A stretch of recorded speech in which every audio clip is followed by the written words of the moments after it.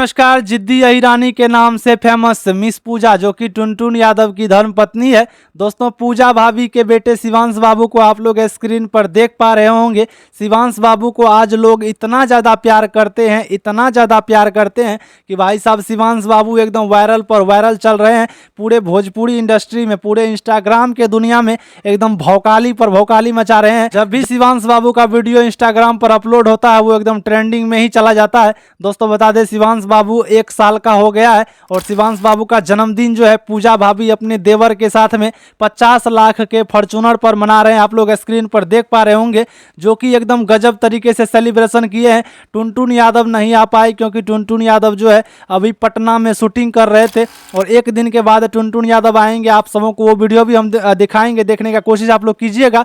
इसलिए आप लोग हमारे चैनल को सब्सक्राइब कर लीजिए, एकदम भौकाली पर भौकाली मचाइए। दोस्तों, बता अगर आप लोग अभी तक शिवांश बाबू को हैप्पी बर्थडे नहीं बोले हैं तो कमेंट में जल्दी जल्दी शिवांश बाबू को हैप्पी बर्थडे बोल दीजिए और एकदम अपना प्यार आशीर्वाद बनाइए। धन्यवाद।